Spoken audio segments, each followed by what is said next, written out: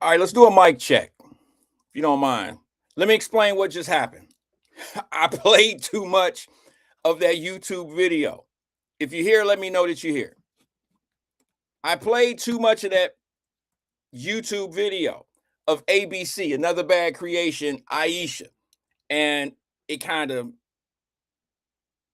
took our video away. I didn't have permission to use ABC. Now they ain't made an album. I take full responsibility, and I apologize to the producer or whoever who's supposed to get the royalties, the BASF or ASCAP money. And yeah, exactly. DH. I played a 1991 hit way too long from the beginning to the end. And I apologize to those that got cut off and all that type of stuff. My apologies.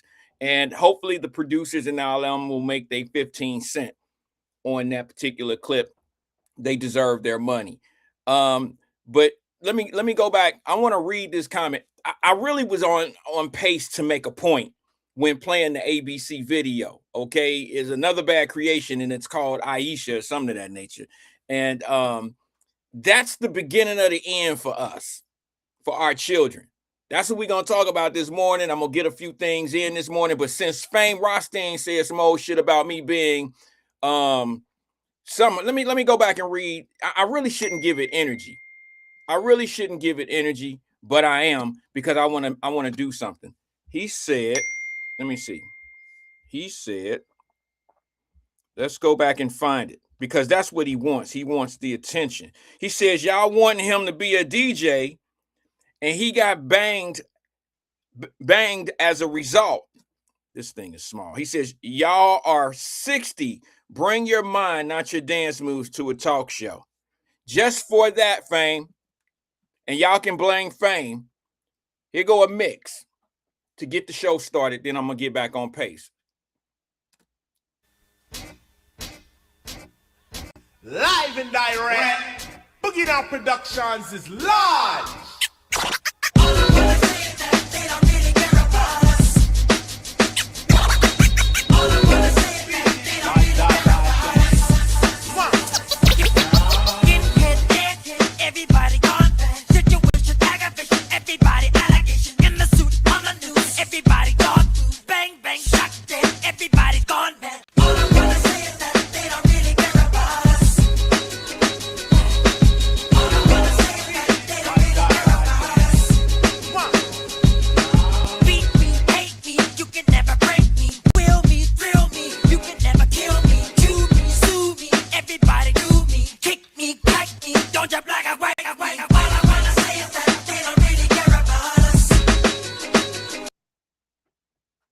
I was gonna let it go a little bit longer, but I don't want to get I don't want to get chopped up again. Might have been a little bit too much of MJ. Might have been a little bit too much of MJ. We'll see here in a minute. Let the algorithms catch up. Let's see. Let's get to it. The reason why I played that video of Aisha from ABC, couple different reasons. Good morning, Amber. Ambra. I'm sorry, I said Amber. Ambra, good morning, sis. The reason why I played that video of Another Bad Creation and Aisha is because it was a cute thing back in the day, and I played that song at a few parties, few little junior high parties. Little, what's up, DB? Few little, little junior high graduation parties and house parties and stuff like that. I would get a little, booked to go do stuff like that. And that's right, V. That's right, Vincent. And dig. I mean, the video was tight back then, but looking at it now,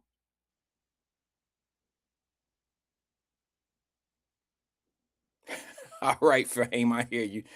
All right, last one. I'm gonna read this one last comment. He says, hey, all jokes aside, this light show this morning is impressive, fascinating, and scary at the same damn time.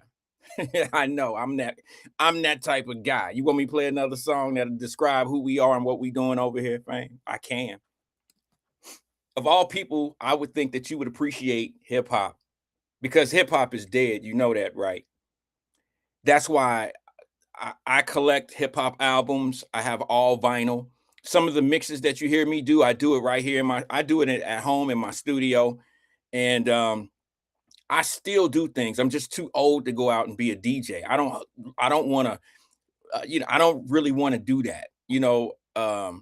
He said, and I'm talking about the lightning. Okay, well, I thought you was talking about the show.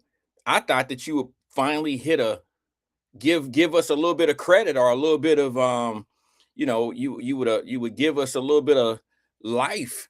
I don't understand, Fame, if you don't like it, or if you find it a little weird over here, or if you don't think that what we doing over here is productive or have any type of oxygen. I don't know why you would come in our tank. I don't know why you would be here if you can't breathe. If you can't breathe properly, why are you over here sucking up the little bit of juice or the little bit of air that we have?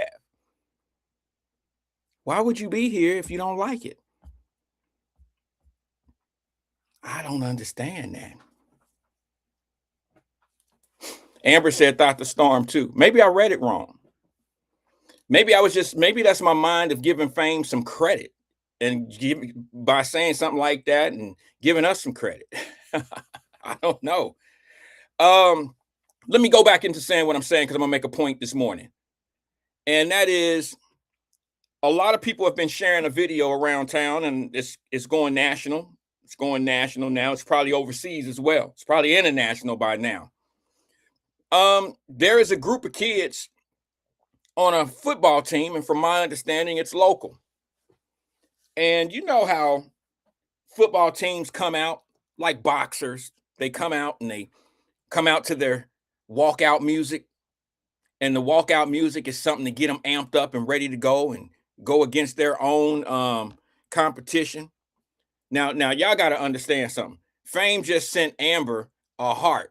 Now y'all know them two right there, that's cat and dog. You know what I'm saying? They fight. They fight. They fight. Okay? This man has said some very insulting things about her and her family. You know what I'm saying? But this is why, and I'll get into it later. This is why I don't take y'all serious. This is why I don't take a lot of people serious, because I don't understand how y'all do that type of shit to one another. I'm not built like that. You can't get in my personal space. You can't insult me and then think that we're gonna be cool because we agree on one thing. I'm just not the type of dude that forgets shit. This is why I block people, because when you start to get too close to my personal, then it ain't no plan from that point. That's just how I am. If I'm too thin in the skin to be here doing this, then you probably need to remove yourself, because I'm gonna be here. But I don't know how I don't know how y'all do that. I don't know how people cut so damn deep and then think that a little comment or two of kissing some ass or something is all of a sudden going stitch up this big ass wound that you cut so deep into. I don't get it. Y'all be clowning to me. I don't get it. Oh, you know, I was just playing. No, you wasn't playing when you said that shit. You know what I'm saying? You just try to get as much motion in the ocean as you possibly can by insulting people. Get as much, you get gravity off the shit. And then you sit back and watch everybody laugh at that person. And then you score one for your team that day. And then when they say something, then y'all go back and forth. I ain't built like that. I'm not built like that. So keep your bullshit ass keep bullshit compliments to yourself. All right? Because I see right through them.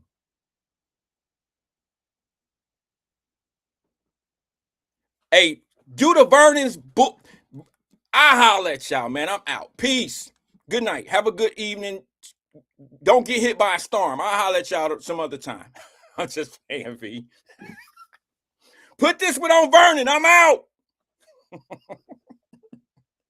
Let's get to it. No, I'm just kidding, V. Listen, man. This little video of these kids, man, in the city, I think it's in Cincinnati. So many people have sent this to me. Why y'all don't talk about it? Go on live on your phone, flip your phone on live and take a picture of yourself on your live, and you tell everybody how they feel. Don't send the shit to me and be like, Wyatt, look at this. Look, ain't this a shame? Look at this shit here. Look at that. Boy, where the parents at? All the shit that I be saying that y'all let me take all the arrows for. all the arrows that come, I get all the arrows in the heart, the back of the head. I get them all. But that's all right. God blessed me with the strength to be able to take those arrows, pull them out, and come back the next day and say the same thing about something that's disrespectful to the community. This is what I don't understand. I'm going to show y'all a video here in a second of a group of kids walking out to a football game. They're about to compete in a football game, okay?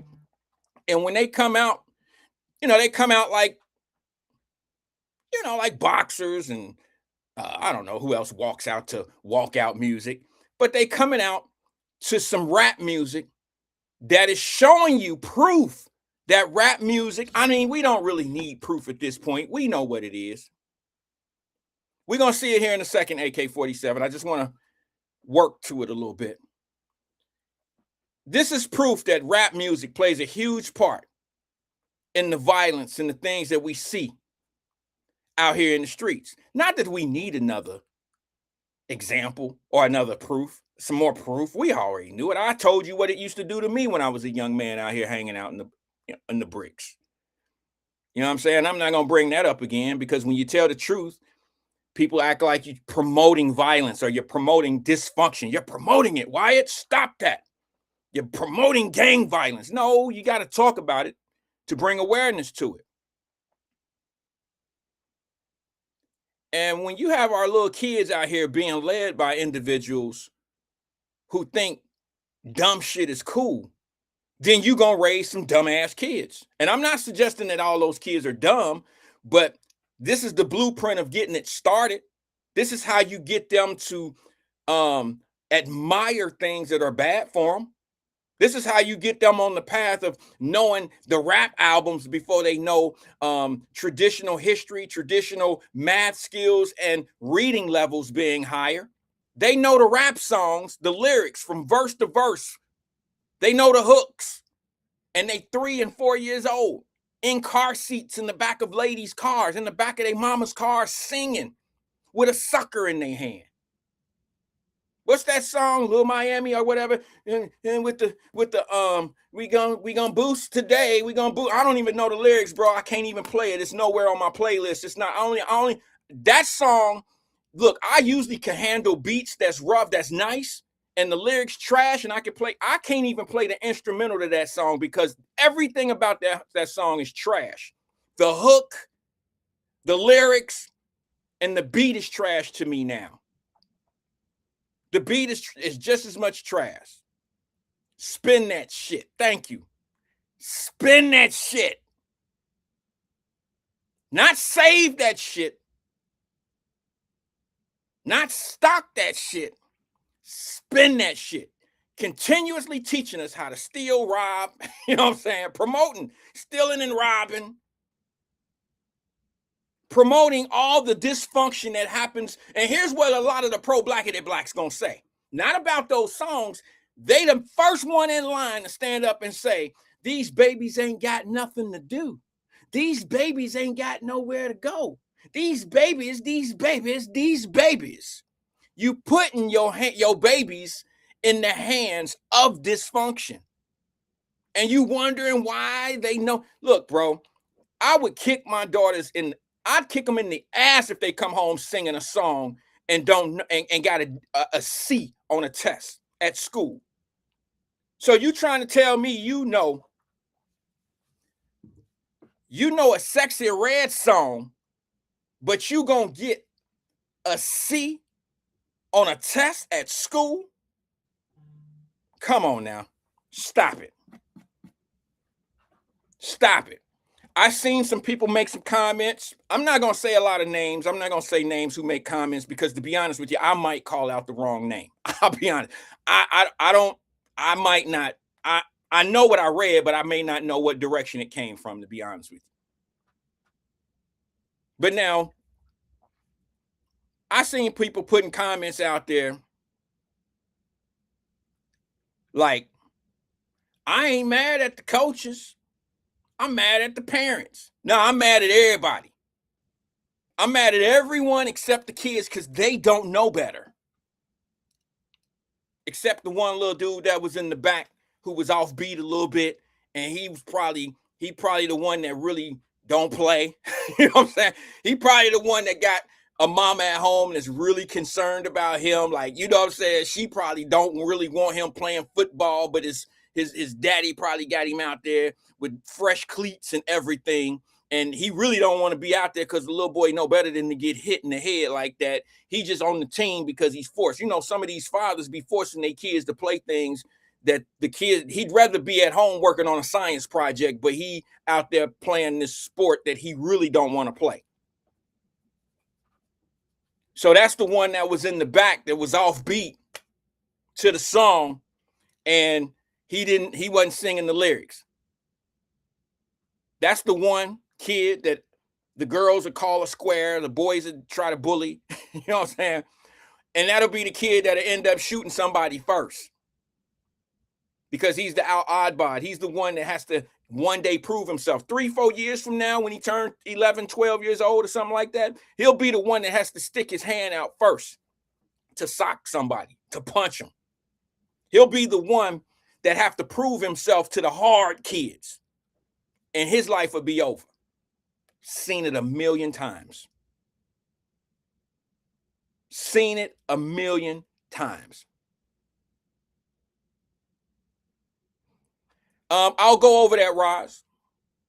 I don't go live and talk to people unless they give me permission or want me to, or let's do whatever we do, but we'll go over that. I just want to get to this point of, I want to know where the pro-blackity blacks are right now in the city of Cincinnati. I want to know why you guys, and I won't give too much of this video away. It's only 1 minute long. But I want to know why they're not down there at that little league organization's door, knocking on the door. Where are they at? Why aren't they holding these coaches accountable? Why aren't they knocking on the parents' door saying, why are you part of this? Why aren't you? Let me just show the video so y'all know why I'm so amped up on this. Is that fair? Is it fair that let me just play the video. Hey, put that 1050 on. Let me see something. Put that 1050 on. Let me find 1050. And you guys tell me if I'm wrong for being amped up about this video right here. Some of you already seen it, so this is not going to be anything new. Some of you, for the first time, you're about to see greatness. This is the beginning of how you turn kids into street kids. Check it out.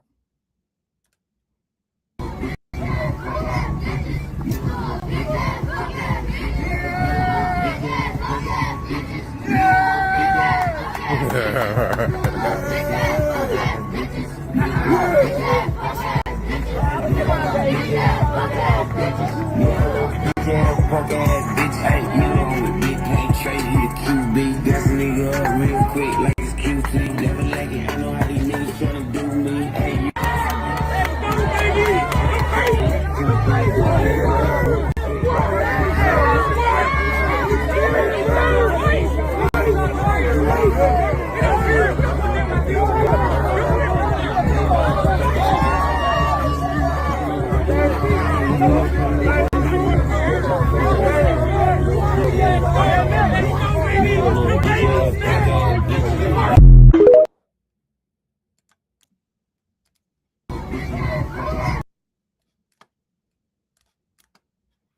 Just what I thought. The KKK is now in town in Cincinnati, making it rough for our little black boys. The KKK is now in town, y'all.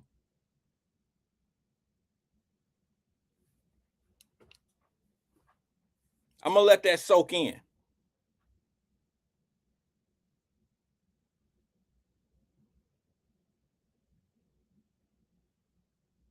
And I can't wait for the pro-blackity blacks to come up to me and say, you hate black people. No, if you're not against what you see, you hate black people.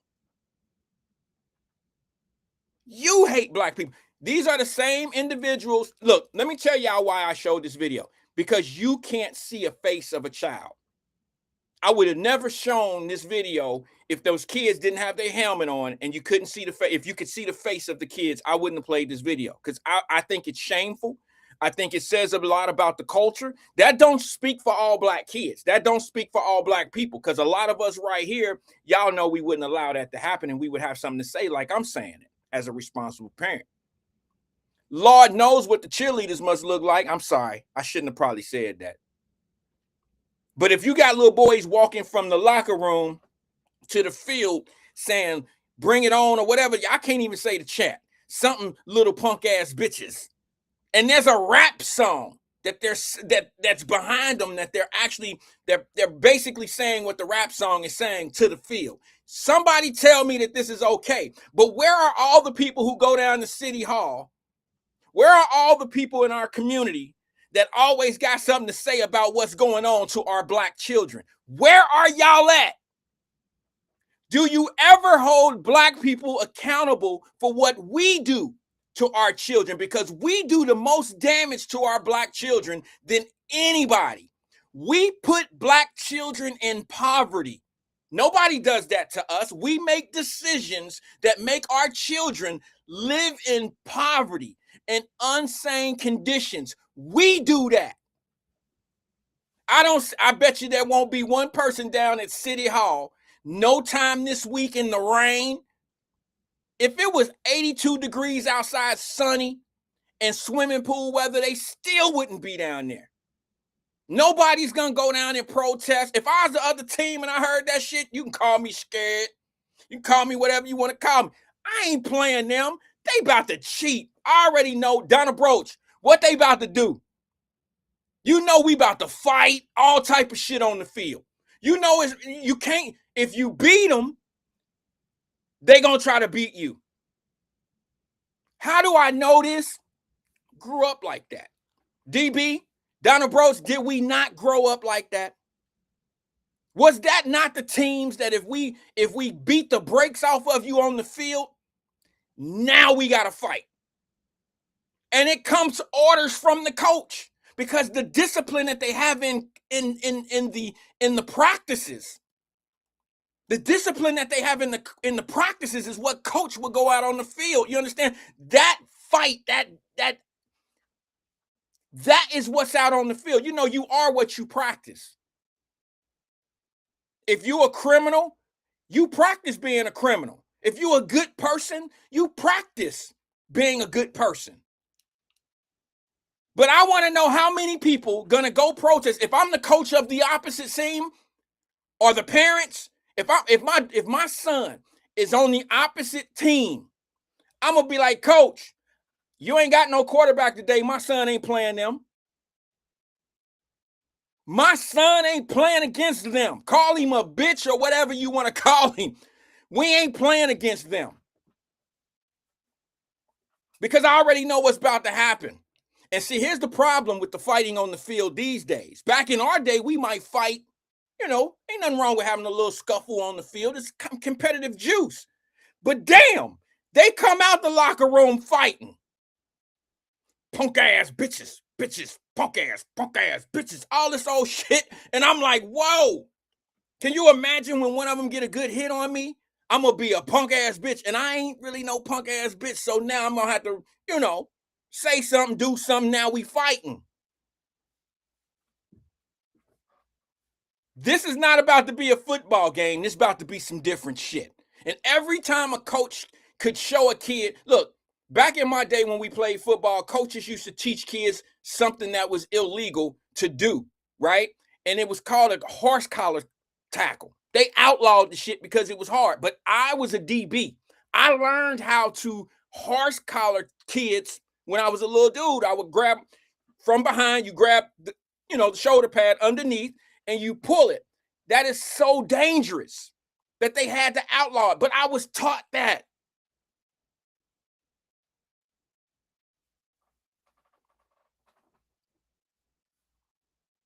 And I hear so many people talk about, oh, the parents. I get it. But the parents know. Do you think that they playing Yahtzee, they playing domino? What do you think they doing in practice? What do you think? How do you think practice is running? Do you know that young men have been shot, coaches have been shot at these practices over the years? Do you know at some of these games they be gambling and shit like these kids are? You want to know what's wrong with the community? Here it is. But what I'm upset at is the people who talk all that shit about the community need this and we need more things for our children to do. You say all that because you benefit from it. There ain't nothing better than to make some money off some oppressed ass talking and shit.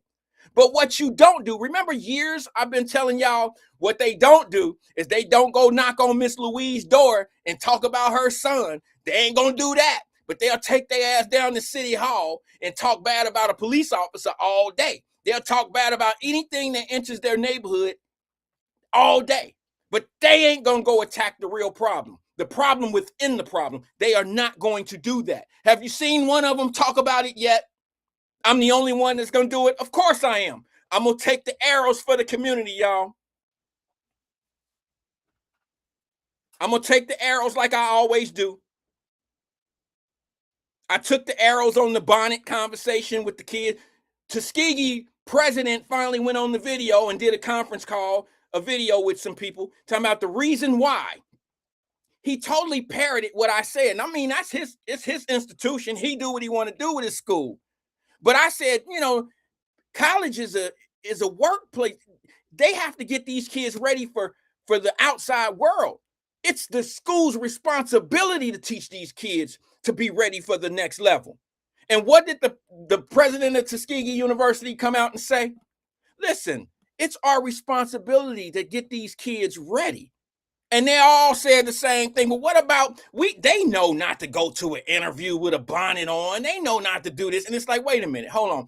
What y'all don't understand, what undisciplined people don't understand is this. You are what you practice. If you're a cheater, you become great at cheating because you cheat all the time. If you're a good, upstanding citizen, hold the door for women, greet men, say hello, a kind-hearted person, you become great at it because you practice it. It becomes a discipline. And what did the president of Tuskegee University say? He said, it's our responsibility to get these children ready for the next level. And if they come to class wearing bonnets and shit like that, we're cheating them. It's our job to get them ready, and you are what you practice. He said it yesterday, day before yesterday. I told y'all that last week. Undisciplined people don't understand that type of shit. They just don't get it. And unfortunately, there's a whole lot of undisciplined. So undisciplined talking to undisciplined make a whole lot of sense. But disciplined people talking to undisciplined people, it's a whole nother language. You might as well be talking Portuguese. Who gonna defend children of that age coming out saying all that craziness? Who think that is cool? And if I'm on the other team, my shorty, my son, he ain't playing. If my daughter was a cheerleader and I heard that shit, the cheerleaders could probably get it too. She wouldn't cheer. Oh, nah, you know, because the cheerleader's gonna get the fighting and all that old scratching and all that old shit too. No, thank you. Let me go to the phone lines and get this thing started real fast. Good afternoon. Good morning, caller. This is Wyatt. Who am I speaking with? Good morning on this rainy Wednesday. Wyatt, this is Fame Rothstein. Of course, the deluxe edition. Good morning, Fame Rothstein, the deluxe edition. How you doing today? I'm pleasant, per usual. How are you? I'm holding strong today, brother. Holding on with both hands. What's good with you? Hey, you know what? I got it. Well, first things first. Yes, good. I was not trying to kiss Amber's ass or nothing. I didn't say that. Liked something I said. I didn't say that. To it. I didn't say that. You sent her a heart. Oh. You sent her a heart? Yeah, because I mean, that's kissing ass. That's kissing ass. I don't care how we get that's along. Kissing ass. That's kissing ass. Are you gonna let me finish? Are you gonna let me finish? Yeah, absolutely, absolutely, absolutely. I'm gonna let you finish. Go ahead, Fame. I don't care how we get along. If you are on the right side of history on a subject, I'll support that. You know. I just wouldn't. I wouldn't have. Her. Go ahead. I'm sorry. I wouldn't have done that. That's just me. You're light skinned. I'm see, brown skinned. you We're know two what? different people. Don't get me started on that. I seen a whole lot of dark skinned coaches in that lineup over there marching them little boys out. If you really want to go there with it, go ahead though. Finish up. Exactly. No, exactly. Let's talk about those kids. This is why I didn't even watch the video. I heard like 2 words, the B word twice. I was done. Fame, I was like, Fame, can I ask you a question? Go ahead. And this is a real question, bro, because I know, look, all kidding aside, you seen the video that I played, right? Yeah, I saw it yesterday. Okay, yeah. All kidding aside, you referee sports, right? Yeah. Have you ever refereed that age group right there? Okay, yeah, that's what I was about to get into. I just want to ask you. Let me ask you. Yes, I have. Would it have been inappropriate for you to cancel a game or to tell or penalize a team or say something to the coaches if they come out like that? It depends. If it's in everybody, in front of everybody, as they were walking to the parking lot, I get that. But like on the field, if they behave like that, oh yeah, the refs definitely have jurisdiction. Okay, I'm really asking a question. I'm asking, can a referee engage in something? Can they say something, or can they tell a coach? Shouldn't they engage and say, at least say to the coach, look, that's kind of not the energy we need today out here.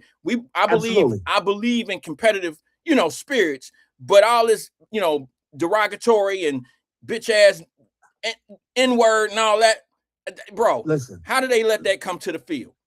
Exactly. Just like you said, the Tuskegee guy, yeah, kind of parroted what you were saying about the bonnets. Yeah. I feel like you parroted what I said about these guys yesterday. I said, if they act like this on the way to the field, just imagine how you think they act when they get a call that goes against them, a close call that goes against them, or a call they don't like. I imagine that the coaches are jumping up, being petulant, cursing. We do that all the time. See, that league, that particular team is in, the Cincinnati Cardinals, all their refs want to come in our league.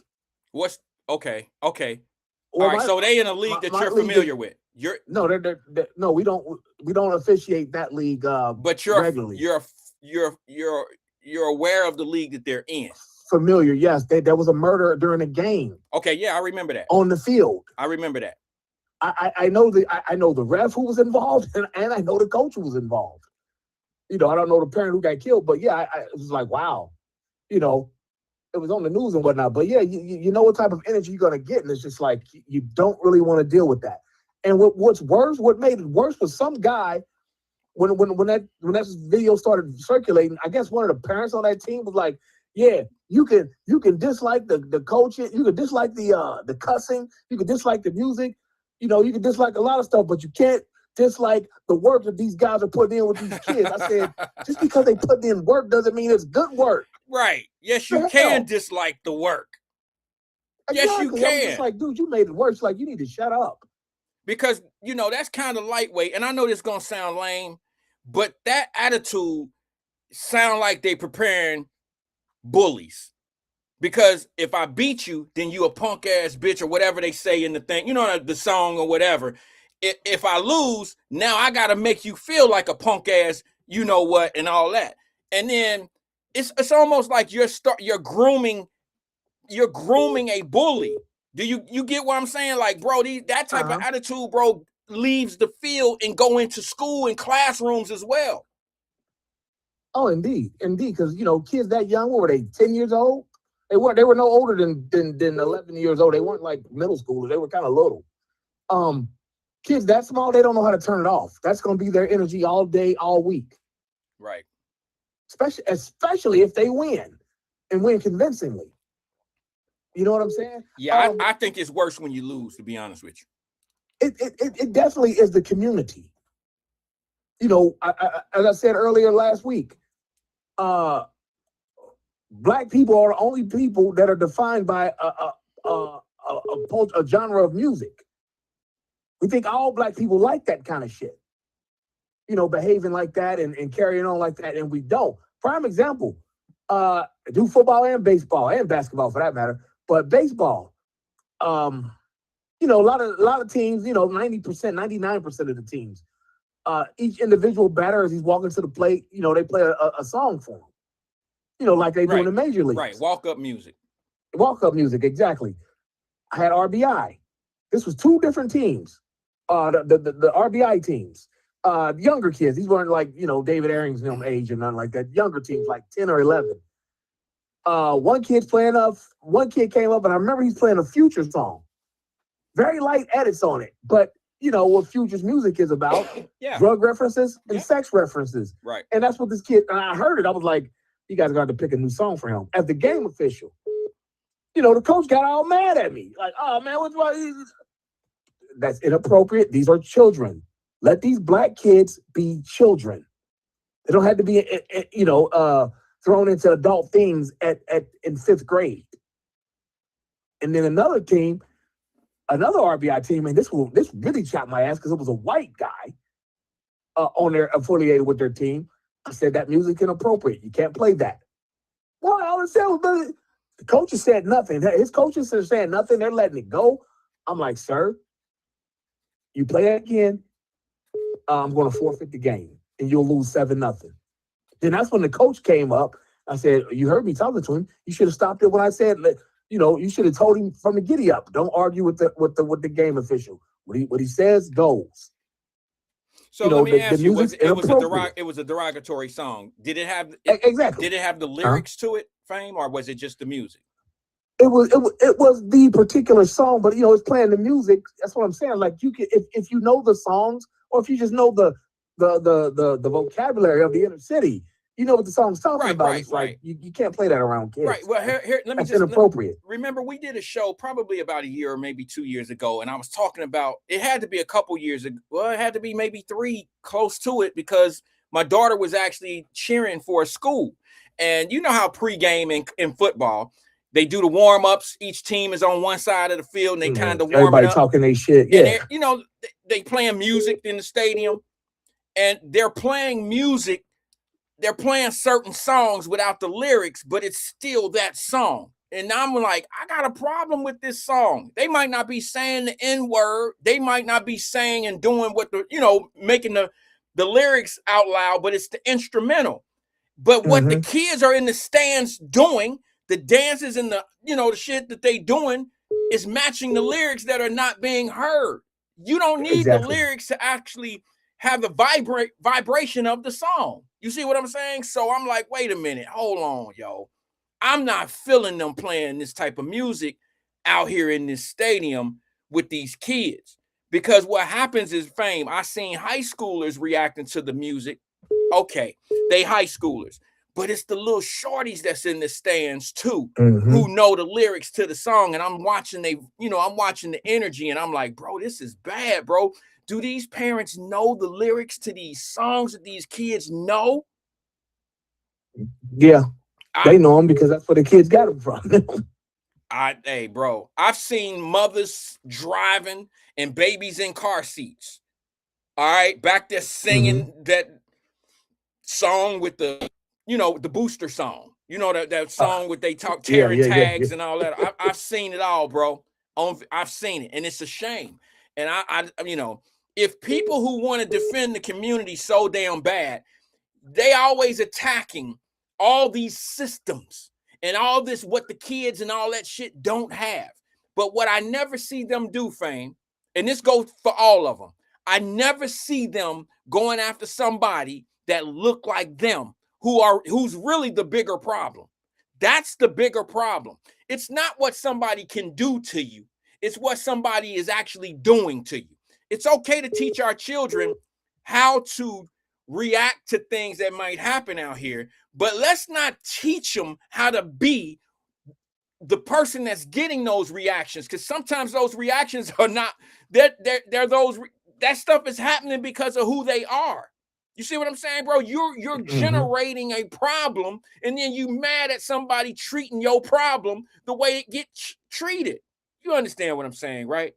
Oh, for sure. Funny that you mentioned that, because in baseball games with white coaches, and they try to act a certain way. I always tell them, hey man, why don't you comply? And they always give you a look back like, oh, you motherfucker. You know what I'm saying? Because they know what I'm getting at. Right. Like that. So this ain't just it ain't just a black thing. These are all coaches. Of course. Youth coaches are getting off the chain anymore. And the younger they're getting, as I get older, new coaches come in and they're younger, and it's just like, all right, dude, you won't be here. You won't finish this game. Keep fucking with me. Well, here's the I other thing. promise you. I don't know who's worse. I don't know if baseball, football, or basketball is worse, but I've seen some horrible stuff going on in them basketball games, bro. I think a lot of those AAU coaches are getting money from the shoe companies, and they'll go get kids. They don't care if these kids can read, write, do math. They don't care. They don't give a damn. They just trying to get the shoe contract, and they trying to get along. They trying to ride along with the kid and get a coaching job, possibly even at a JUCO college or a D1 college where the kid may go. It's a shame how people use these children these days to get ahead. The kid is their way to get in a better life, not the kid getting a better life. Right. Some of these coaches and people are using these kids to get themselves a better Living life. And it's sad, bro. Yes. It's sad. No, I'll tell you what, the worst is wrestling, because wrestling is the one sport where every kid, their dad wrestled. You don't just go on a wrestling. Hey, it looks pretty cool to try. You'll do that with basketball. Yeah. You might even do that with football. You get to run the ball, throw the ball, tackle people. But wrestling, every kid's dad and older brother wrestled, and so they see their son or relative on the mat getting pretzeled up. Yeah. Like I've seen people had to stop them from coming onto the mat. Yeah. You know what I'm saying? I've seen that. There's nothing you can do about it. I've seen that. But yeah. And let me say this. Now that you mention it, I get your madness, what you were playing that song for, Aisha. That was the last. No, I get it now, because that was the last really song made by Black kids that was for kids. Like Brandy's first song, I Want to Be Down, it was kind of cutesy. You might say that was too, but that song, Aisha, talking about playing Nintendo and eating cereal before a date. And take this lollipop and take this note and shit like that. The very kid appropriate themes in that song. That was the beginning of the end, brother. The kids were just being kids amongst each other, and we all had cute little girlfriend crushes and stuff like that. But we wasn't talking like grown men, because we weren't taught to talk like that. But now look at how these young men describe the women out here. I'm talking about young guys. Look at how they describe these young ladies out here, bro. It's always sexual. It's always fat ass. It's all, I'm talking about young dudes, bro. I'm talking about young dudes. And you got these little girls out here, I don't know, bro. Look, I was at the mall. I was at the Kenwood Mall a week ago. I brought this up. Here's it, bro.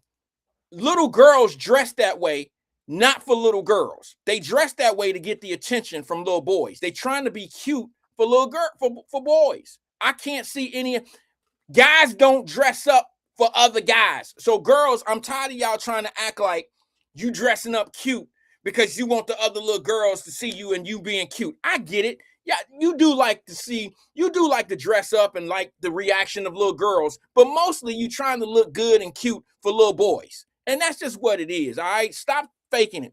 But when you're wearing pajamas, and I ain't talking about Fame, I put this on my mama. I seen a girl at the mall. She couldn't have been no more than about 19 or 20, bro.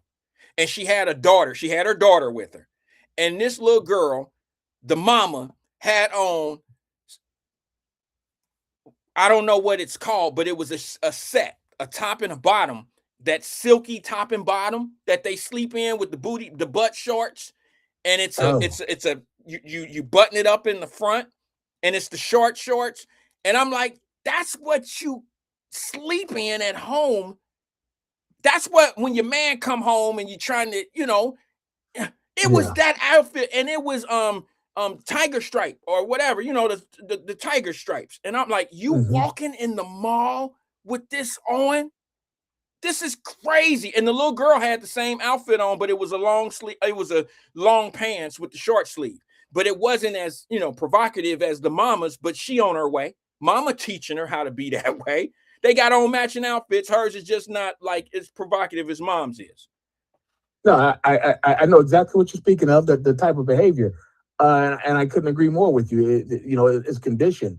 But I noticed the morning show is a little shorter, so I'm going to get off here. Okay, but hey, before I go, because I got to go, I was thinking about this last night, because I got to go to Atlantic City on Monday for a court appearance.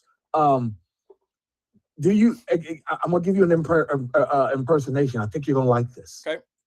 It gets better as it goes. Okay, but it's short. Okay. This is HBO boxing. Doing a fight. You ready? Mm-hmm. It's Jim Lampley. All right, now let's go to our unofficial ringside scorer, Harold Leonard, for his take on the fight. Jim, I got the fight 3 rounds to 0, 30-27 for Roy Jones Jr. All right, Wyatt.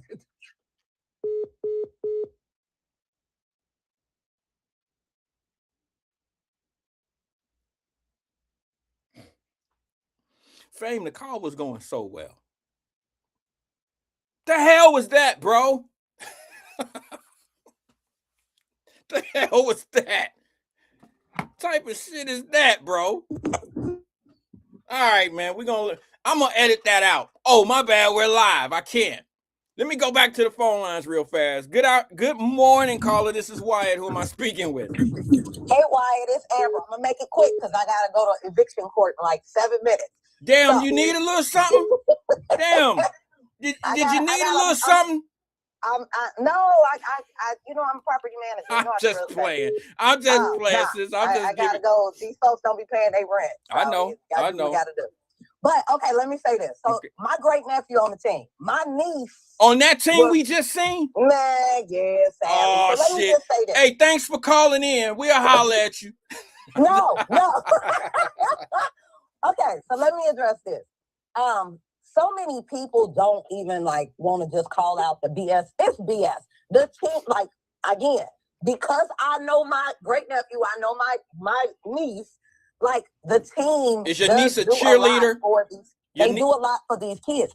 However, what people are missing is it doesn't matter. Like, I know who my niece daddy is. That's my brother. My brother was by profession. He is deceased now, but by profession, he was a drug dealer. His mama worked, my daddy worked, they had degrees. My brothers, they were the typical Fourth Park guys from the 80s. They, Fourth Park niggas was lame, so they wanted to sell drugs. So that's what they chose to do. They didn't have to do it, but that's what they chose to do. And guess what? Both of them are deceased, one at 31, one at 44. Like, you don't have a long life when you do shit the wrong way. And I love my brothers. But, like, we just got to call a spade a spade. Like, literally, I'm missing a funeral of these same people today because I don't do ghetto. Like, we just have to just call it out. Regardless of how good the organization is, like, you teaching these kids that they can cuss and they can do all this stuff. And then when the teacher tell them, hey, Jay, you messed up X, Y, Z. Oh, fuck that. Like, these or kids, when the police, they don't get it. Or when the police, it's the authority figure. It could be a teacher. And the whole thing is like, it's not that. Like, these are 9-year-olds. Let me piggyback off what Sam was saying with the age group. These are also kids that last year, their 8-year-old friend was shot in his head, and they all went to his funeral dressed like him. Like, these kids are being exposed to so much ghetto hood shit. It don't make no sense. Hold on real quick. Hey, friend, I'm giving you my keys.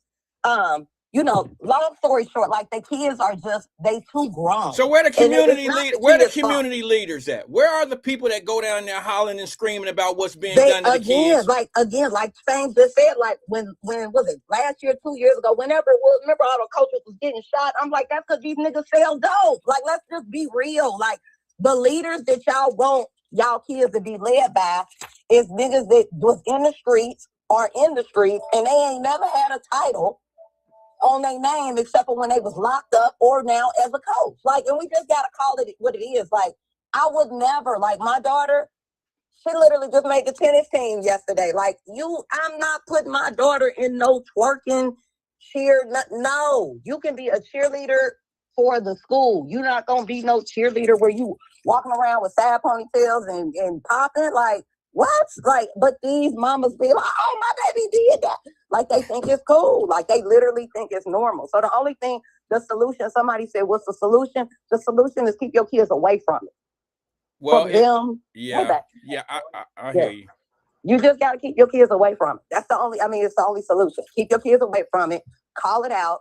Tell, like my husband tell my daughter, you can never bring them to my house, ever. Well, what daddy is in the house that'll allow something like that? Wait a minute, my family member's daddy in the house. Now I ain't gonna say what I would say, but you know, hey, he has a male in the house. okay. Now, whether it be upstanding or whatever, no. But you know, this go down like I can't dog his daddy. My brother was his grandfather, and you know, like again, like you reap what you sow. When you put out stuff, when you do stuff, when you poison the community, you're not gonna have no kids that's gonna be, you know, like upstanding citizens. Like it just is what it is. Now my niece could do better, but like literally she defended it. Like when I seen the video, I was like, who did this ignorant stuff?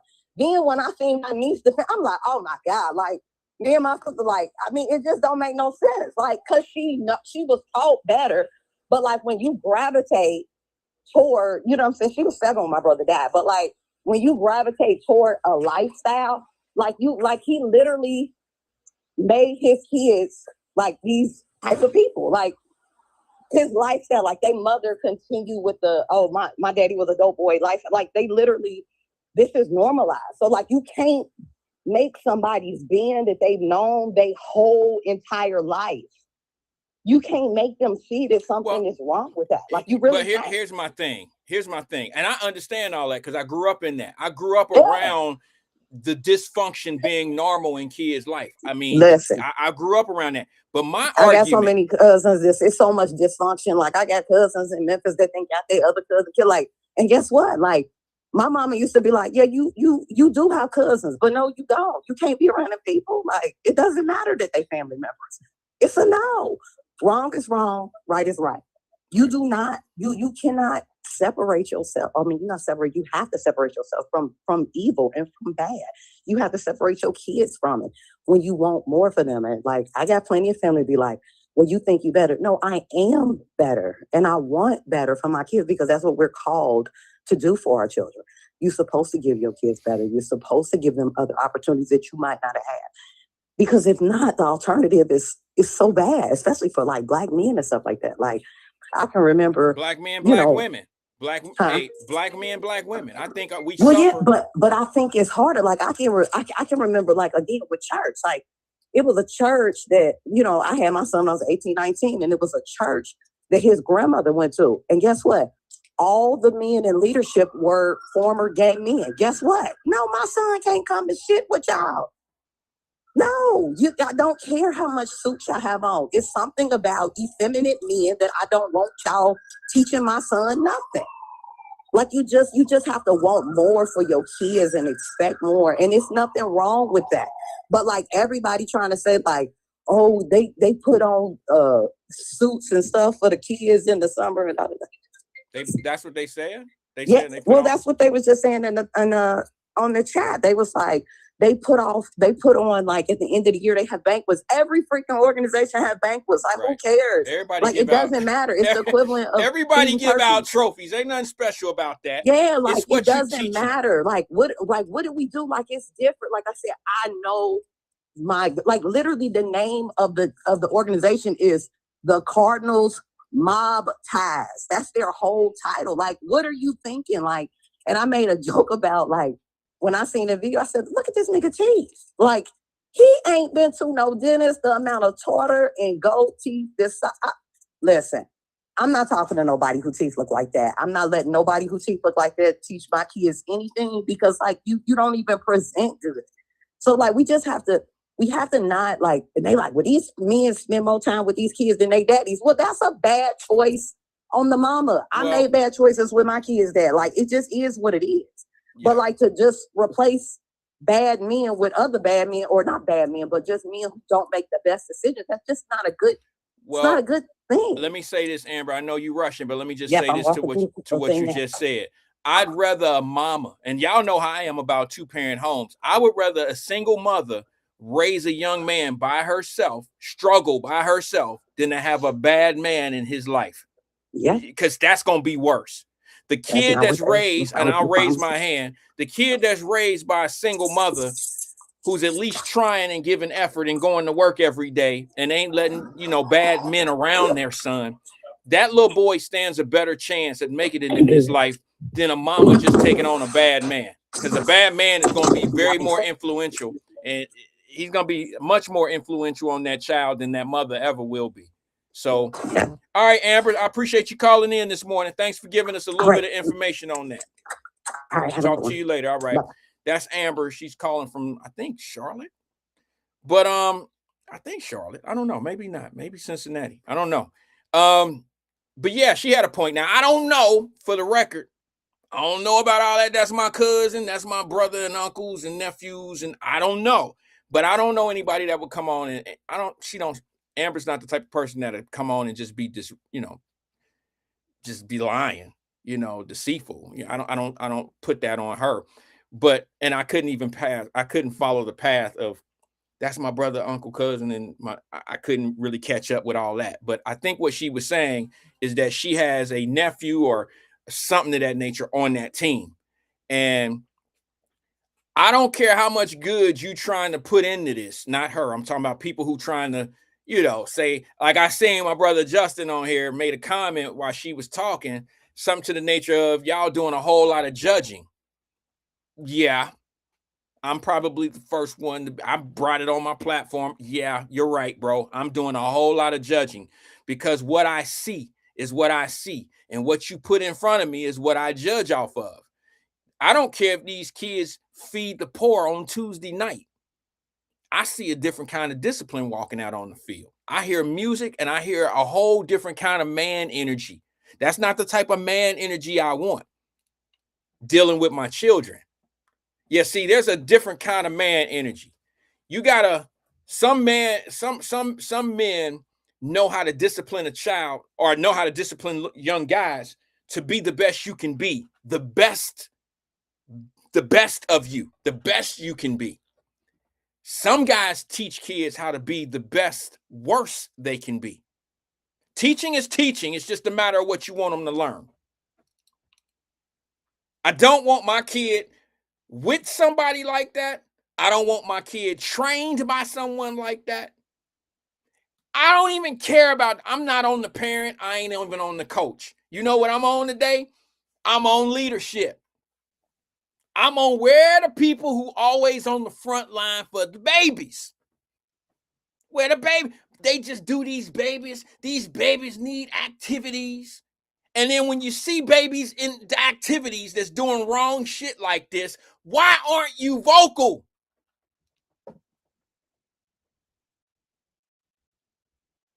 Why aren't you vocal about your children?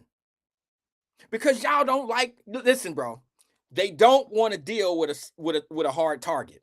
The soft target is going down to City Hall and collecting a check off the back of these babies being down, fighting each other. Shoot, didn't 2 people get shot yesterday in Avondale? Yeah, they did, didn't they? 2 people shot in Avondale yesterday. 2 people arrested for the shootings of these 2 people. I'm sure it wasn't the KKK. I'm sure it wasn't the white people that have us oppressed. And I'm sure it wasn't 2 guns that shot 2 black folks on their own. Somebody was on the other end of that gun and somebody pulled the trigger and somebody didn't care that was a black man or a black woman or whatever, whoever got. They didn't care. So my question, and I say that y'all should question people who always come out and got something to say about the babies and talking about these children need places to go and things to do. And when you see this type of behavior and the leadership that these children are up under, you are absolutely silent about it. You don't challenge the Cincinnati public schools for the things that the lack of learning that they're getting. You don't challenge anything that you don't challenge nothing but the easy shit. Nothing but the easy shit. No matter how wrong things are, y'all didn't even challenge Don's school. And everybody in the world knew. If the streets knew and everybody else knew what was going on over there, why didn't the leadership who always talk about the babies, why didn't y'all challenge what was going on over at Don's and the product they was putting out there? Why didn't y'all do that? Why don't you go and talk to some of these organizations? Why don't you do that? Why don't you say this is not good for the children? Why aren't you going over to the parks and saying, hey, man, y'all gambling on the kids? Why don't you clean the community up and then go fight your fight of how they being done wrong? You can't be doing wrong and then bitch about getting done wrong. Let me go to the phone lines before I get out of here. Good afternoon. Damn. Good morning, caller. This is Wyatt. Who am I speaking with? What up, Wyatt? This is your favorite Black Not Democrat, Josh Squad 52. What up? What's good with you? Good morning out in California. It's early. Hey, yeah, it's always early for me. Wyatt, listen, I don't think, and before I get started, shout out to everybody in the chat. Shout out to Fame Rothstein, a.k.a. Mr. a.k.a. Shout out to Twin Joyner, the #2 Black Not Democrat. Wyatt, you're not going to find too many people. I don't think you're going to find anybody that's going to disagree with your take this morning. Oh, there's some out there. Well, I haven't seen it yet. I haven't seen anything in the chat that's going against what you're saying 100%. Well, one person did drop. I don't mean to interrupt you, but I want to bring it up. And I did bring it up. And I was shocked because it's my brother Justin out of Chicago. And he lived, he lived in Cincinnati, but he from Chicago, and he didn't seen a lot of this shit. He didn't seen a lot of murder. He didn't seen a lot of kids. Mm-hmm. Chicago is the #1 leader in black deaths for children. I don't understand. Right. He did make a comment. I love my brother, but we just gonna have to disagree. He said we doing a whole lot of judging about this situation. And I mean, the writing's on the wall. I mean, I don't care if they win championships and host trophies in the air. That's not important to me. Well, Wyatt, listen. But again, you only pointed out one. And my point is, Wyatt, again, I think that team playing that type of music does not represent Black youth sports as a whole. Okay? And I'm pretty sure you're going to agree with that. But it's unfortunate, like I always say, Wyatt, we are always identified by the negative shit that happens in the Black community. And I'm not saying you shouldn't show it, but again, it's going to give people the impression that every single Black youth football league is exactly like that. No, it don't. They just haven't seen it. No, it don't. No, it don't. No, I'm just telling you that's what happens in today's world. That video was from TikTok. Right. Okay. You know how many white people have seen it? A lot. Yeah. And again, the other statistic that you cite sometimes, that who is the largest consumer of rap and hip hop music? Wyatt? Consumer meaning buying it? Yes. White people. White youth, particularly suburban teens and young adults, make up the largest numerical share of rap and hip hop consumers in the United States, often estimated at roughly 60 to 70% of total sales and streaming consumption.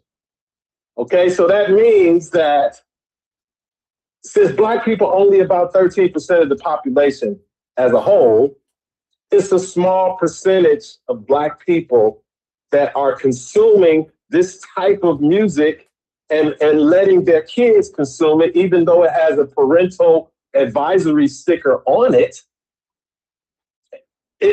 Again, like I said, Wyatt, not too many Black people don't disagree with you, but it's what other people see as far as how we're represented in the media. Well, okay. I don't listen. I'm gonna be honest with you. I hear what you're saying, and I agree with most of what you're saying. I'm a big person who believes that just because people see things on the internet, that's not a full representation of the entire community. We're smarter than that, and even the people that absorb that. I don't think all white people who see this TikTok of this group think that all organizations act like that.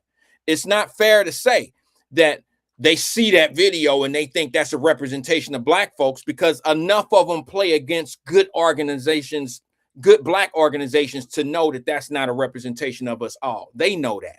Okay. I'm mad at the fact that you don't think so? No, why? I just cited the statistic. Why do you think white people are buying rap and hip hop music like the kind you played in that video? Why?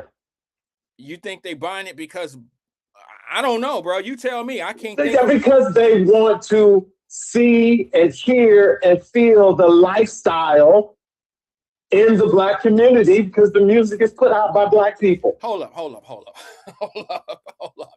Is that how you pick and Why? choose? Wait a minute, hold on. I got a question. I got a question. I just got a question. Based on your logic.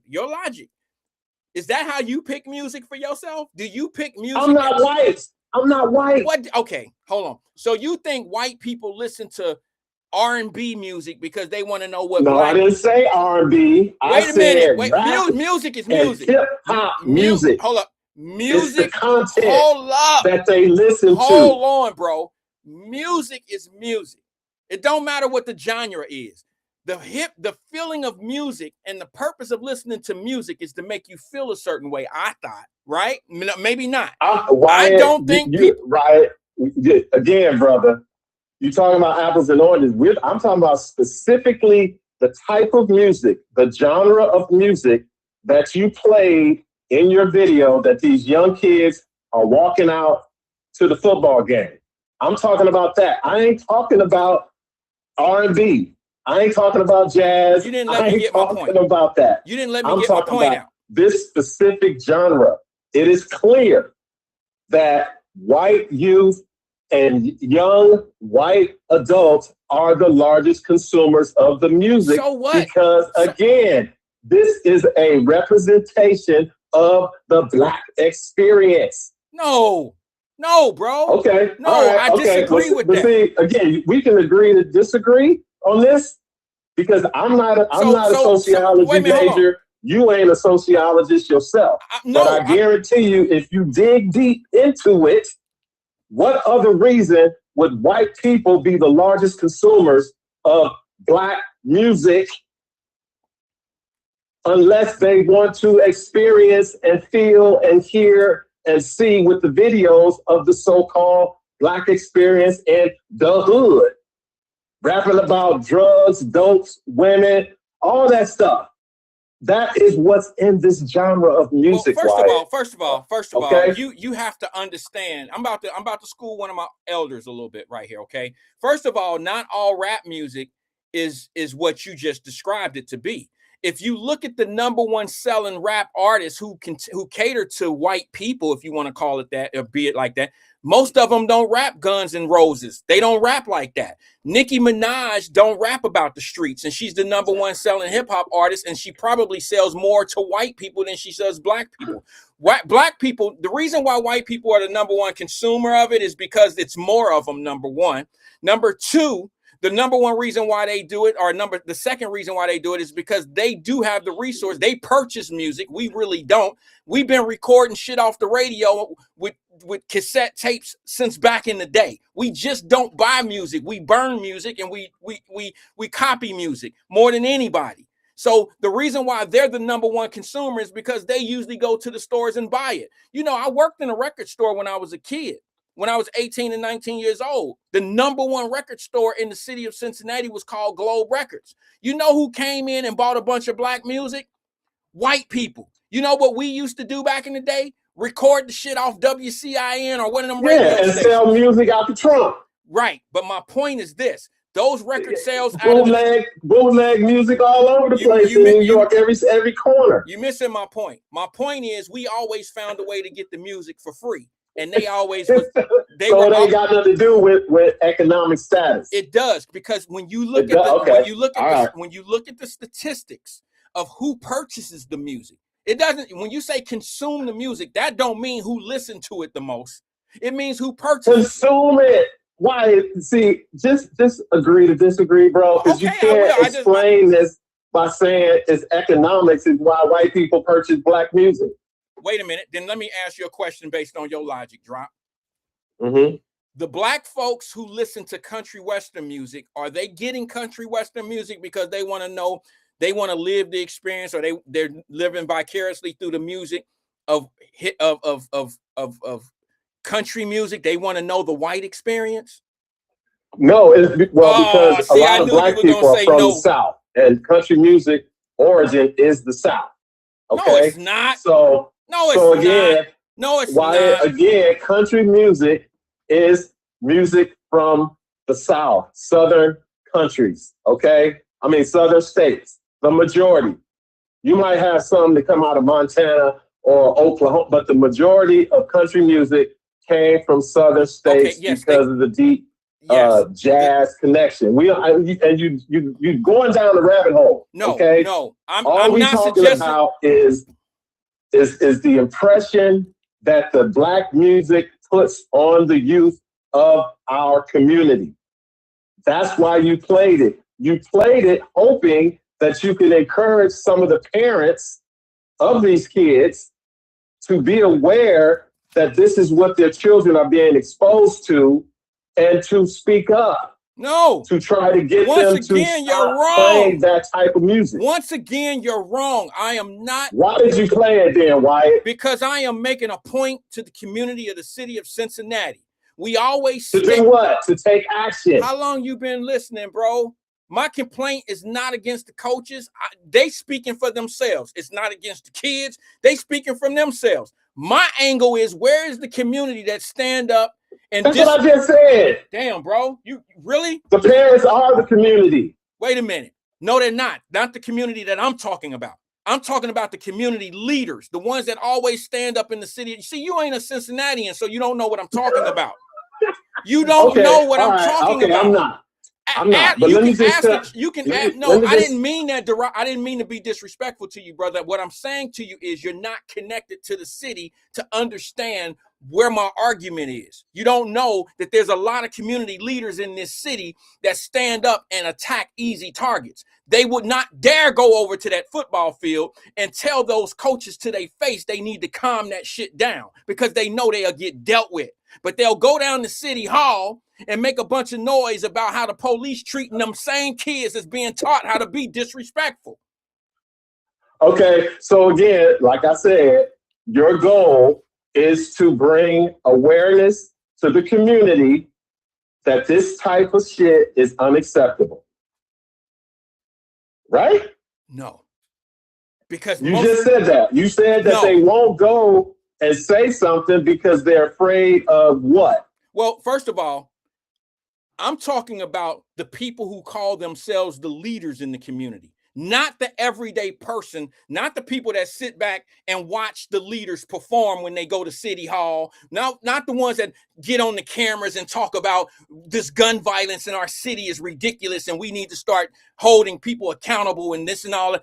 I ain't talking about them people. I'm talking about those people. I'm talking about the people that reach out and say the most when the cameras and the podcast and the radio people are talking to them. I'm talking about people who are getting dollars off of what's going on to the people in the community. They don't have the same energy when it's us doing us wrong. They only have that energy when somebody else is doing something to us, or they can put it on somebody that's doing something to us.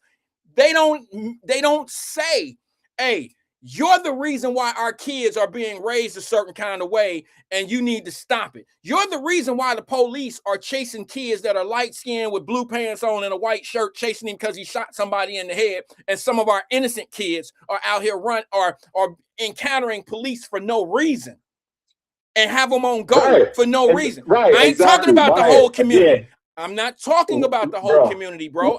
What did I say at the beginning of this call? I said, almost everybody, now we at if almost. Not all, agrees with you. I know, and what you're trying to do.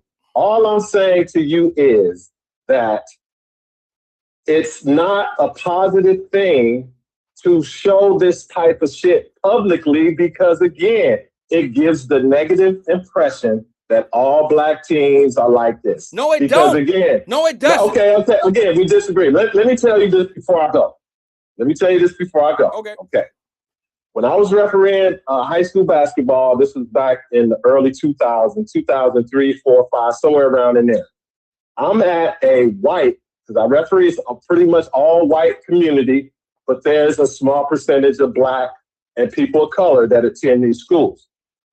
So at this high school, Santa Margarita Catholic High School in Orange County, California, I'm refereeing girls varsity.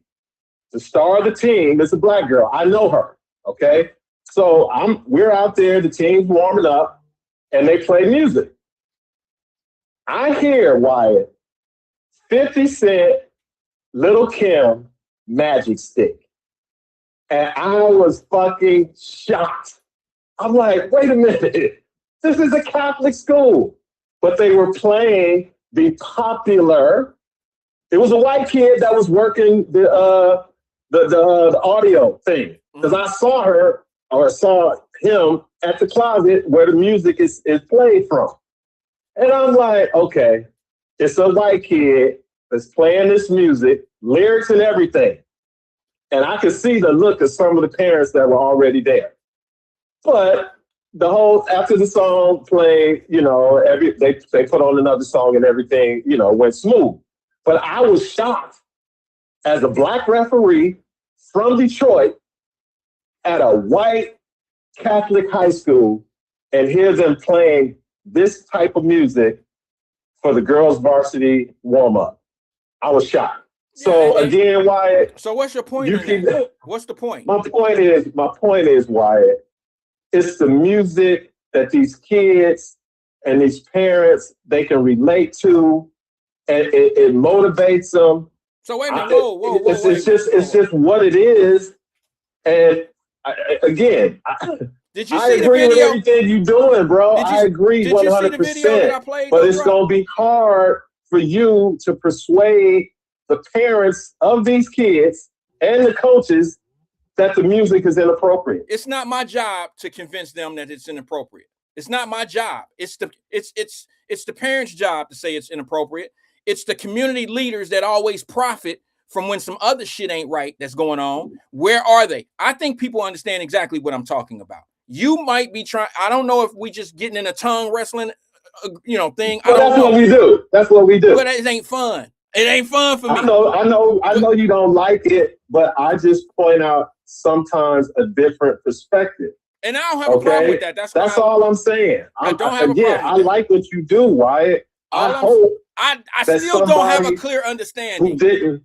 I know, but I'm hoping that somebody that didn't know that this type of stuff happens will see your video or hear your show and take some action that will affect maybe 1 or 2 kids on the team. Hey, I don't want my kids playing in a league that promotes this type of music and this type of behavior that comes from listening to the music. Because shout out to Fame. Fame was right. This shit is going to spill over onto the court. Onto the field, because the kids listen to this kind of music. It's going to spill over. They're kids. They're easily influenced. So again, Wyatt, you keep doing what you're doing, man. I'm loving the morning show. And I see you shaking your head. I'm watching you on video. No, it's a little delay. I'm reading the comments. I love it. And I'm reading the chat. I love it, Wyatt. So I'm going to hang up so you can maybe get somebody else in before you go. But, bro, keep doing what you're doing. I'm 100% Wyatt Live. You know I am. But sometimes I just point out a different point of view. And we love it. That maybe some people don't want to say. And we love it. I still don't have an understanding. I'll be honest with you, Drop. I'm going to think about this one tonight and maybe work my brain on it. Maybe I'll try to have it by this afternoon because I'm coming on at 1 today. I don't understand how you think that the reason why white people listen to black music is because they want to live vicariously through the music for the black experience. I don't think that's why they listen to black music. I'm just okay. Do a little research before 1 o'clock, and I might do a little bit too. Okay. And because I ain't got shit going on today, I'm retired. I ain't got no job.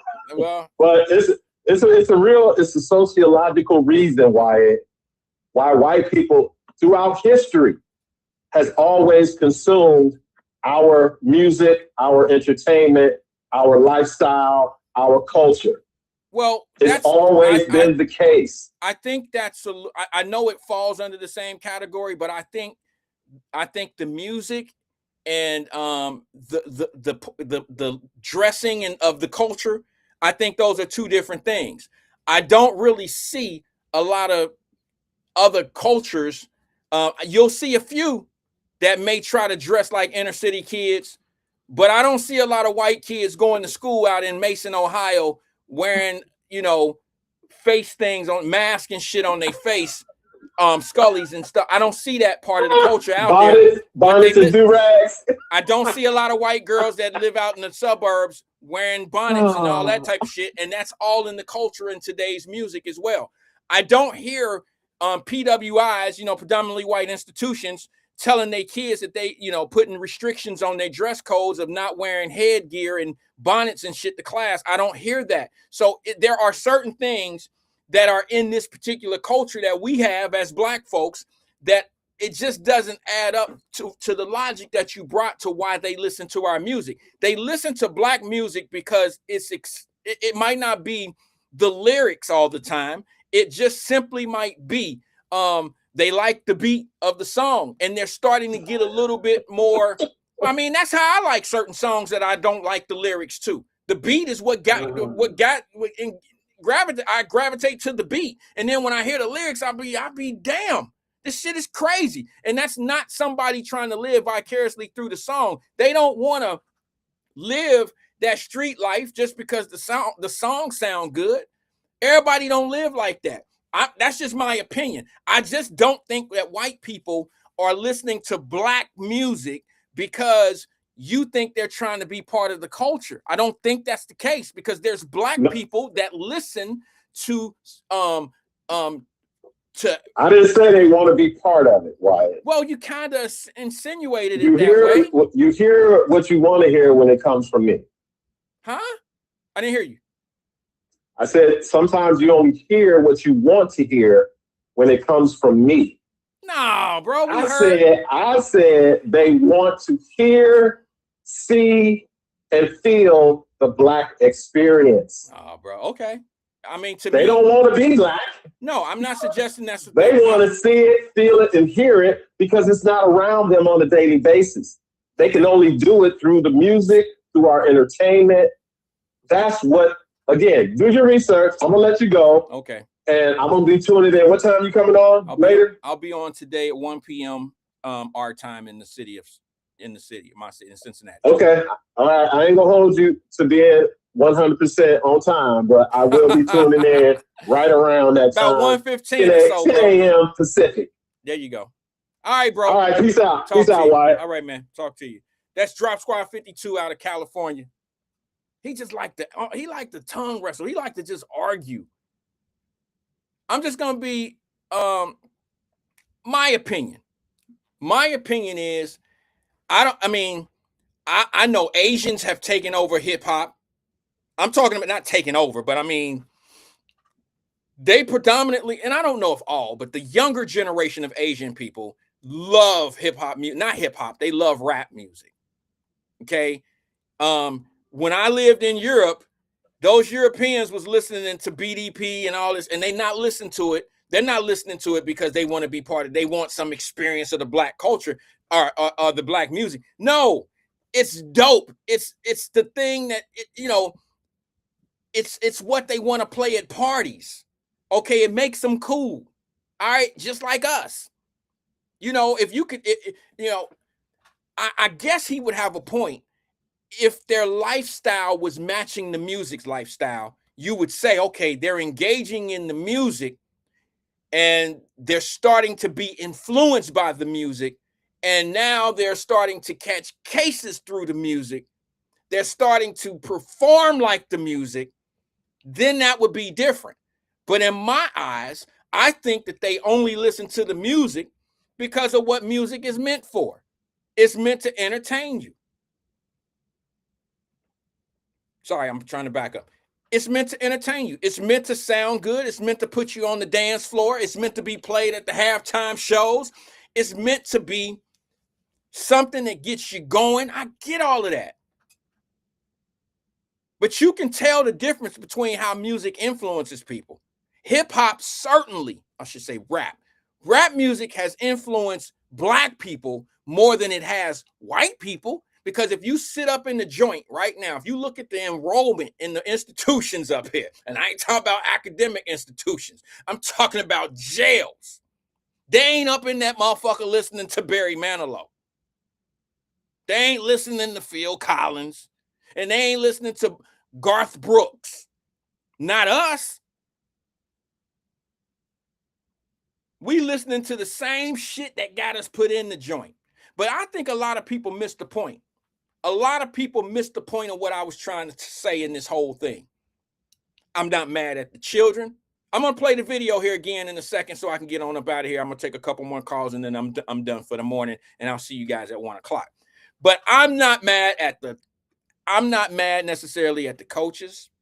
I'm certainly not mad at the children. Children are only going to be led by whoever steps up and leads them. Now, what I will say about this is this. I'm going to give the coaches the benefit of the doubt, okay? I'm not rocking with y'all on this one, but what I will say is this, and I don't know how well this is going to go over because I might misinterpret what I'm trying to say. I will give you credit. At least you take time out of your day to at least deal with some of these kids. Now, how you deal with them and all that, that's suspect. That's questionable. What you're teaching them, that's suspect. That's questionable. But here's the thing. Most brothers who should be doing this don't really have time. We have our own families. We running our own businesses. We're at the office. We're making late night, we're doing late night business. We got things to take care of. We're putting our own kids in special sports, and we're focusing on us, our small little group, our own little family. The highly influential black man who has a lot going on in life, who's been out of trouble, ain't did no time. The best thing for your child, he's too busy. He's too busy. And if I could say one thing that might not go too well to my little sisters out here, to my grandmothers who need to tell their mamas and they child, they daughters, and then so maybe that daughter will tell they daughter. Ladies, stop getting a man that got too much time on his hands. Go get you a busy man. Get you a man that's so busy he ain't got time for you. Make that the problem. Go get a man that ain't got time for your ass. And then you'll become a better person fitting into his schedule. I know this sounds crazy to some women, because what you want is you want a man that's always there. So in about 6 months, he'll be on your nerve. He'll be getting on your nerve, and you'll be wondering, why the fuck you always here? And he need $20. He needs you to help him with some rent. You know what I'm saying? Or he needs you to, can I stay for about a month or two? My mama and them tripping. Go get you a busy man. You ain't gonna have them problems. A busy man got discipline. But I will say this. I will give some of these guys the benefit of the doubt. Some of them go work a job, they bust their ass at a job, and then they bring their free time to the field. Okay? And they give their free time to the community. I'll be honest. A lot of them do. And a lot of the coaches don't act like them. I don't even know these guys, so it's real hard for me to just I'm going to say that the bad characters spoke loud in that video. Now, is that them every day? I don't know. I don't know.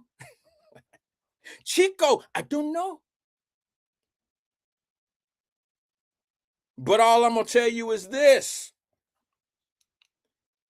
I can't have my kids engaged in the program with dudes that engage in different shit out here, street stuff. These kids are vulnerable. The one thing you can do for these kids, the worst thing you can do if you're a bad person is impress a kid. Because now the kid want to be like you. You know how many people ended up being pimps, drug dealers, hustlers out here in the street? You know where they get that shit from? They get that shit from the guy who impressed them. I don't know one kid that was born and said, I'm a hustler, baby. That's what I do. I'm talking about a street dude. I don't know one of them that's been born a pure hustler of the streets, and it's not been in his face. He had to be impressed by somebody. I remember Lucius is the one who did it for me. I had a father that was in the pool halls and shooting dice and doing all that old shit. I was never around, but Lucius was one of my mama's boyfriends, ladies. Lucius was robbing banks and shit. Woo! You got a Lincoln in the projects? Got to get me one. Lucius never said, man, all you got to do is go to school. He never said that shit to me. So what do I have to do to get a Lincoln? I got to do what Lucius do. Never robbed a bank. But I'm showing y'all how easily influenced these kids are around people like these coaches. And it only take a kid to put a big hit on somebody out on that field and let a coach show him a lot of attention. And once that kid get that attention from that coach, he's going to continuously try to do things to draw attention from that coach. I promise you. This is how it begins. And then the coach after practice, he go off somewhere, the kid's still watching. The kid walking home with his mama and the kid watching the coach. And the kid is going to gravitate to that coach, and that coach might sell weed on the side. That coach might be doing some other things on the side. We all had one. Me and Donald Bros had a coach that came to the field drunk all the time, practice. He practiced being drunk, so he showed up at the games drunk. You know what I'm saying? You are what you practice. You 100% what you are when you practice, how you practice. Let me go to the phone lines because I'm going to get up out of here. But I want to show you this video once again before I go to the phone lines, okay? Check it out. One last time for the day, because some people say they haven't seen it. Check it out.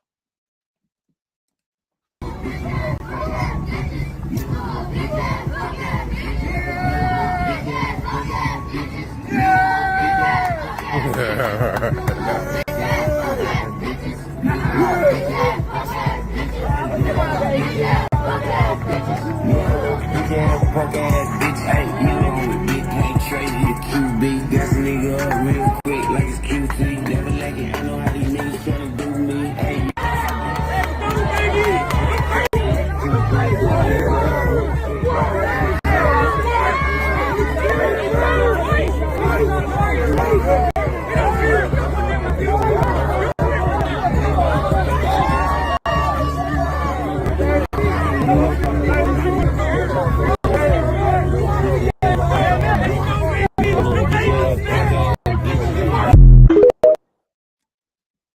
Yeah, my last words on that is I'm calling HR on all them coaches.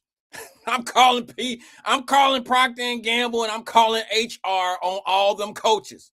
I'm gonna say, look at what your employee. Oh, wait a minute. I don't know if I should be calling Procter and Gamble. I don't know. Let me go to the phone line. Good morning, caller. This is Wyatt. Who am I speaking with? Sorry, I shouldn't have done that.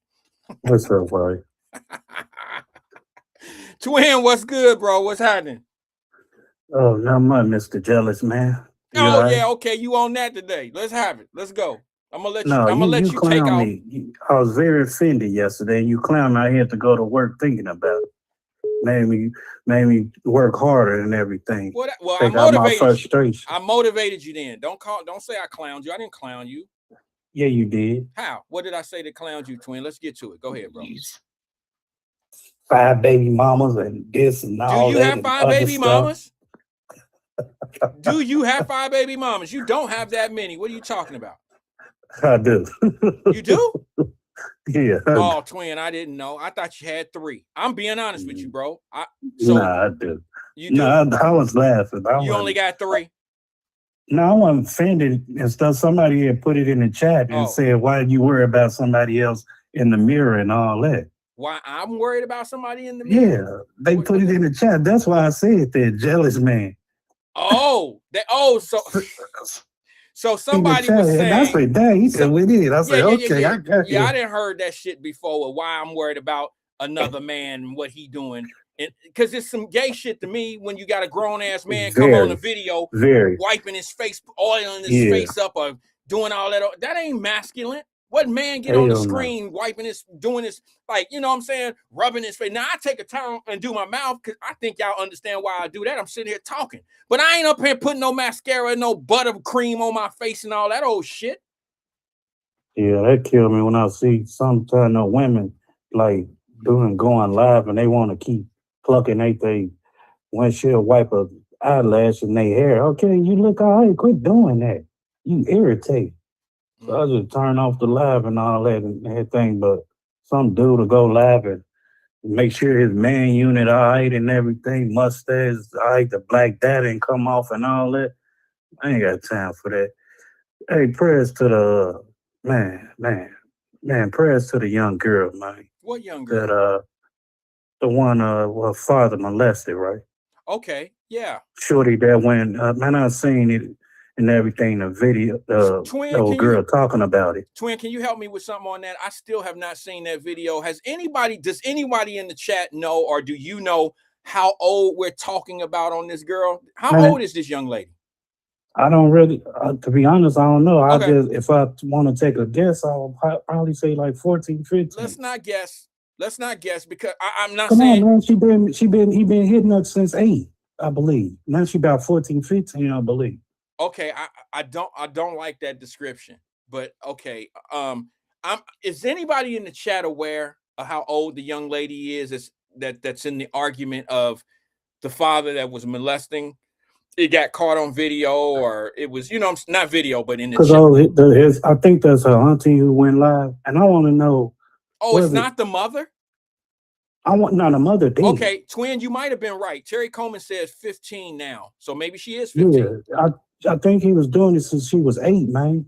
Wow. And now she's 15. I believe the mother did. Okay. Now I thought that was the mother in the video. No, that's I don't know if that's the auntie, cousin. I know she's some type of relation. Okay. And then she mentioned a couple of guys from Zone 15. I said, not him and everything. And she was saying, dude that's on that video right now, he don't even look like that. With the dreads and all, they don't look like that no more. He taking those Zempics and all that. Now, somebody did say that the mom passed away, Twin. You're on point this morning.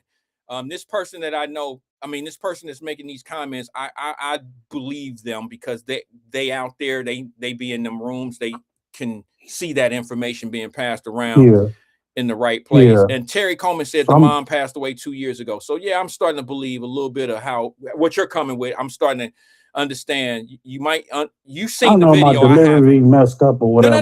No. Deliver it all the way. No, I just don't like to and everything. No, not that. It's just that I don't like to I'm gonna make a lot of comments, but I don't like to comment and not have adequate information. I understand. Yeah, but it's sad, man. The way it went down, and you try to take yourself out. Now I don't know if he's still in the hospital or in jail now, but man, that was sad, man. That's really sad. Yeah. And everything. Twin, did you see the video of the kids walking? The football team? I told you that from last year. Huh? I told you. We talked about it last year. I told you my stepson was with the team. I just didn't say the team, not that team. I ain't want to put them out there, but I used to help out, donate to the car wash, and the whatever they had, bakery sales or something like that, to help out with the uniform. And come to find out, the baby mama exposed it on Facebook. Went out, exposed the coach. Went to not that team, the other team. What happened? And stuff, man. After they broke up, she exposed. She said, "Yeah, while y'all giving his money, yeah, he buying another pack. He buying outfits. He doing this." And I'm saying, why was I'm constantly giving them this?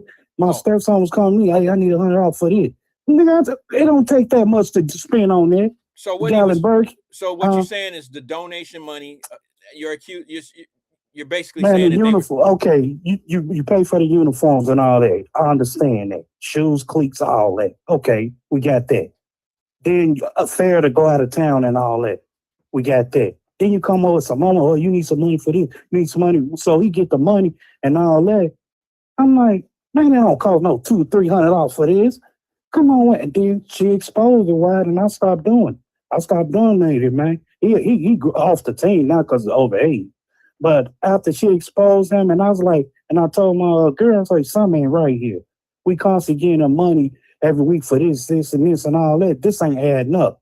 I said, I ain't played in no little league and all that, but my son, when they went, we just paid for some uniform. When they went out of town, here goes some spending money.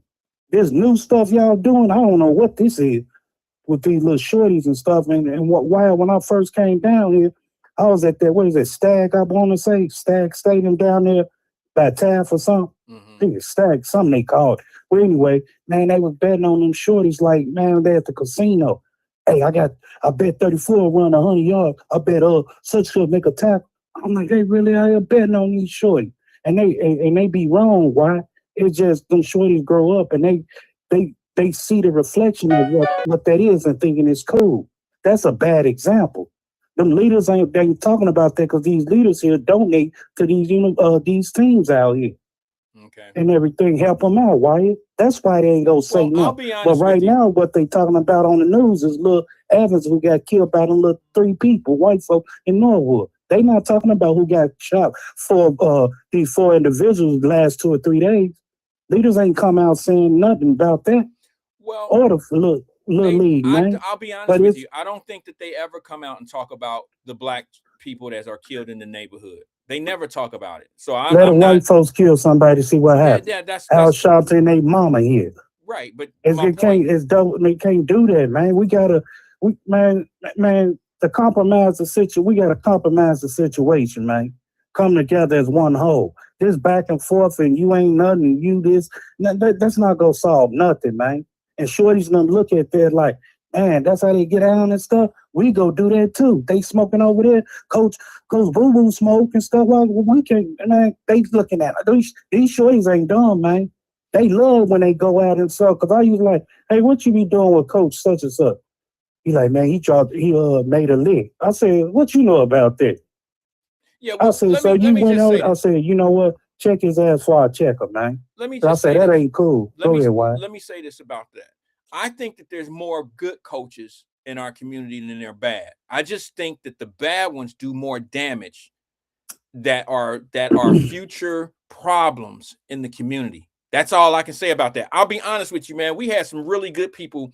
I had an alcoholic coach when I was a young man, but I mean, yeah, bro, to tell you, bro, we had. No, I just laugh when you had told Yeah, I this mean, story. I said, come there drunk. it's the truth. He would come to practice drunk and he would be at the games drunk. He just had a team that was good enough to we just played. We were freestyle. This was baseball. We just played. Yeah, But yeah. we never had coaches that were street dudes that we looked up to, because we all know that kids are heavily influenced. And if they don't have anyone at home to look up to, they're going to look up to the person that gives them the most attention. Okay. And if that person is somebody in a leadership role, then it's a very strong possibility that they'll end up gravitating to that coach and following that same coach's lifestyle or his way. Now, I've been around coaches that have given everything. I'm gonna shoot a name out right now. It's not football, baseball, or basketball, it's boxing. I don't know anybody in this city who gives more back to the children than Coach Buck or the Mike Staffords of the world. These are guys that have been in the boxing game and dealing with children and made them guys, concentrate on the sport. Now, not all these guys, not all the kids are innocent and went on to do great things or to go off and do things. Some of them are in the penitentiary right now because some of these coaches can't control, you are only a coach to some of these kids, and some of these kids have other influences coming from other directions. So you can only give them what you give them in the gym. Once they leave the gym, you got the streets that influence them. You got stepdaddies and all this old shit. You got a whole lot of stuff out here that influence these kids. But there are so many good coaches in our neighborhoods as well. It is. But the problem is, here's the problem that I have, Twin, and I mentioned it, and I got to get up out of here. It's 10:30, so I'm going to let you close out. But let me just say this. The problem is I see the leaders in the community of Cincinnati always going down and getting somebody's face when somebody did something to these kids that don't look like us, or when they don't have a place to stay, or when they don't have all this other shit. But they don't dare go to a game or a practice of these kids in these organizations that they're in. They don't go up to Kings Island and deal with these 16 and 17-year-olds that's causing havoc, or go knock on their parents' door. they don't engage in the rough and the tough targets. They take the easy route. And I think the reason why they take the easy route is because the easy route is where the money is. You go down to City Hall and say you got a problem, you can solve it. You big up the problem, and then you go to City Hall and say I can solve it. That's why they spent so much money on that curfew building, and they don't utilize it. Somebody getting paid off that shit. They got the lights on. It costs $400,000, and I would bet $1 to a donut that somebody gets a salary, somebody getting overtime, somebody making money out of that building. Who want to make a bet on that? Anybody want to bet that empty ass building is paying somebody? Yeah, the Lighthouse Committee. Somebody getting paid some type of money is keeping that building afloat. I know the city made it happen, but who mans the building? Who runs it? Who's over there getting paid for the building to be open, even though there's no children coming through there breaking, and we got people breaking curfew every day. So you see what I'm saying, bro? I'm saying I'm tired of the people that call themselves leaders going down here. They see a problem. We all see the problems, but they're not going after the real, the serious problem is what we see. We know what it is, bro. We know the trouble. For sure you coming on at 1 o'clock? Yeah, I'll be on the day at 1, bro. It's a lot I want to ask you and everything. Okay, well, let's do it at 1 o'clock. Is that cool? Because I gotta go. No, yeah. It's cool and everything. I'll call at 1 o'clock. Okay, make sure you make sure you send an alarm or something. Yeah, get your notification. Put your notification on. I'm gonna try, man. I'll be, hide from this little boy and everything, but they setting a bad example. I'm gonna close with it. They setting a bad example for them kids, man. I saw so much and everything. I'm like, man, these kids go grow up and just be just like, oh, coach told me this, coach. I saw it from coach and everything. So, and then most of them coaches be like in their 30s, man, instead of late 30s, and I guess the only thing they know is street stuff or whatever. I don't know, man. We shall see. We shall see. Yeah, Twin, I gotta go, get you at 1 o'clock. All right, peace and love to everybody, man. I thank everybody that came on today. Thanks for all the callers. Twin out of Cincinnati. I appreciate all you guys. I got to get out of here because I got some things I got to do. I should have been out of here at 10 o'clock, to be honest with you, or 10:15ish or so. I'm working from home today, so I shall be. If you're coming on the show, if you want to watch the show today, get your notification on. Let them know that we here. Tag somebody. Let them know that we here. Share it or whatever. I'll be back here today, same place, same time, same venue today at 1 o'clock. Peace and love to everybody, man. We'll work this shit out. We got to get it together. Let's straighten it out. See you today at 1 o'clock. Peace and love. I'm out.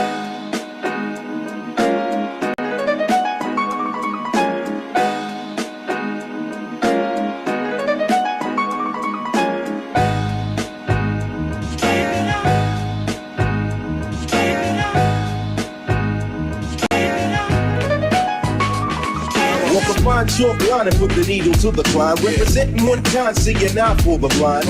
Witness what I carry on, there's a further purpose. From how we do slam a few, then you wanna purchase a dialogue of funk, you love to pop it in your trunk. I wait more discipline than a Shaolin monk. Pete Rock and CL, well set this market. The powerful target to destroy the black market. But when you say black, listen, I don't know, you lose me. I guess another beggar can't afford to be choosy. I come to the maximum, artist on a major label. Any duplication of this one is failed. On 125, I gotta hit you live. You should ask with my tape, any race or shape. Cause if they got mine, they got yours too. But together, here's what we gotta do.